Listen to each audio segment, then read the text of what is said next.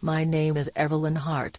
I've traveled alone my entire adult life, planes, ferries, night buses, sleeper trains through half of Europe. I've seen the weird things that happen when people are tired, frightened, or lonely on the road. But nothing, and I mean nothing, prepared me for what happened on the Midnight Express from Vienna to Budapest. Most people think trains are safe, comforting, predictable. But that night, something got on board that shouldn't have. Something that was waiting for me. Scene 1, boarding, setting plus early tension. It was close to midnight when I boarded. Cold air drifted along the platform, the kind that stings your nose. The train sat there humming, lights flickering faintly, windows fogged from the warmth inside. I found my compartment, number 46. 4 seats, 2 on each side, cozy enough. A middle-aged couple sat across from each other, quietly whispering. Beside them, seat 46B was empty. That was my seat. As I set my bag down, the woman across from me leaned in and said, "You're lucky, that seat was taken earlier." "Oh?" I asked. "Where did they go?" She shrugged. "I don't know, they were here when we boarded, then gone." I smiled politely, assuming she'd mistaken it. But then her husband added.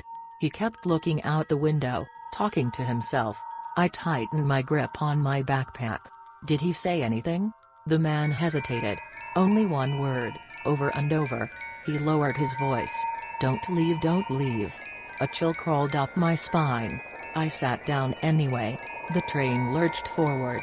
We began to move. Scene 2, settling in, suspense builds.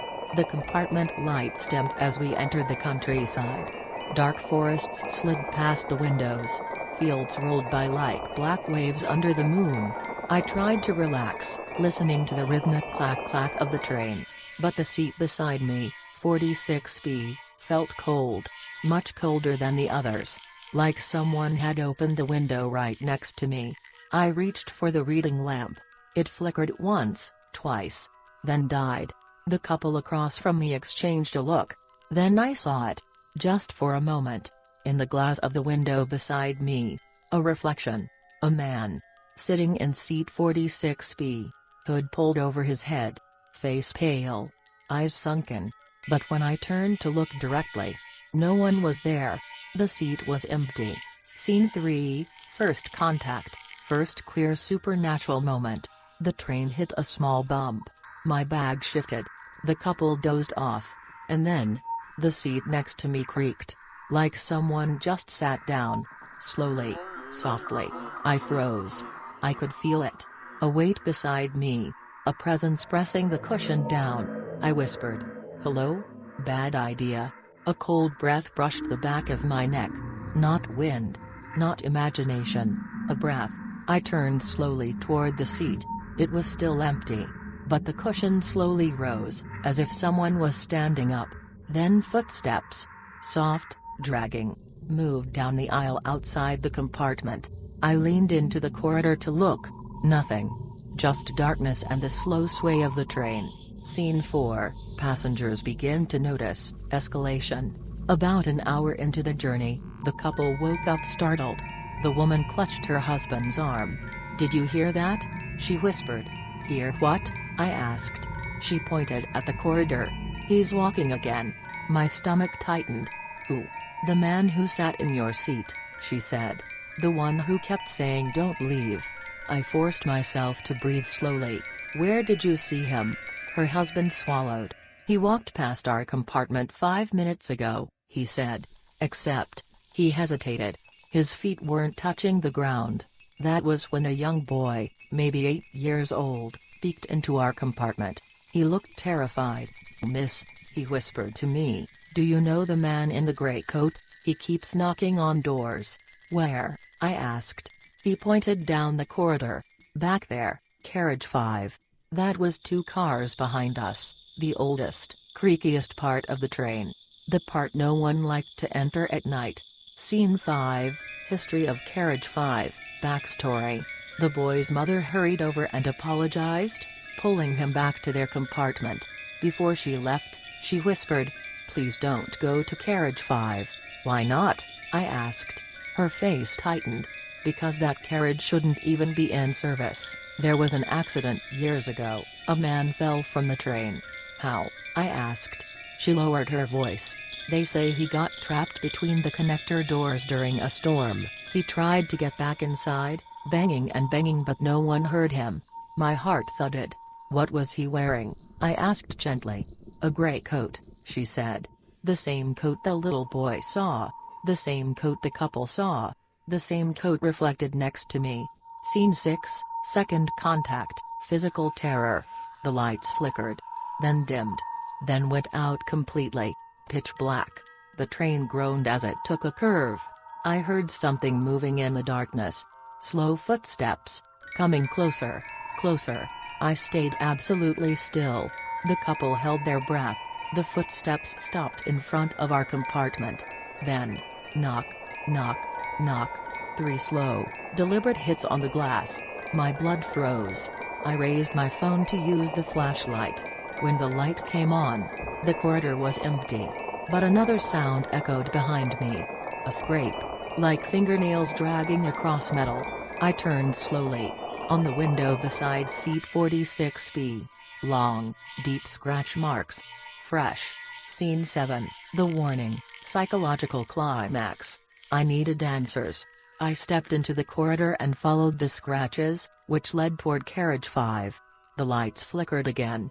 Cold air poured from the older carriage. I could see my breath. The train shook violently. Much more than normal. I stumbled, grabbing onto a handrail. Ahead of me, something shifted in the shadows. A figure. Tall. Thin. Gray coat. He was standing in the middle of carriage 5, facing away from me. "Sir," I called softly. "Are you all right?" He twitched. Then slowly turned his head. Too far, too unnaturally. Until his hollow eyes met mine. His mouth opened, but no sound came out. Instead, his hand lifted, pointing at the compartment behind me, pointing at 46. I took a step back. He shook his head frantically, as if telling me not to return there. Then I heard something. Metal screaming. The sound of a loose coupling. The connection between carriages. The train jolted violently. The ghost pointed downward, at the connector floor. And finally, the whisper came. "Don't leave the carriage." My blood ran ice cold. He wasn't taunting. He was warning. Just like the ghost on the plane. Scene 8, the crisis, action climax. I ran back toward my compartment. Passengers were panicking. "Stay seated," I shouted. "Don't move between carriages." The train groaned. The connector between carriage 4 and carriage 5 snapped loudly.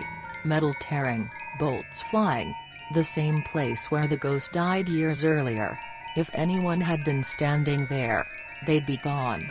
Dragged under the wheels. The train emergency brakes engaged. Sparks shot outside the windows.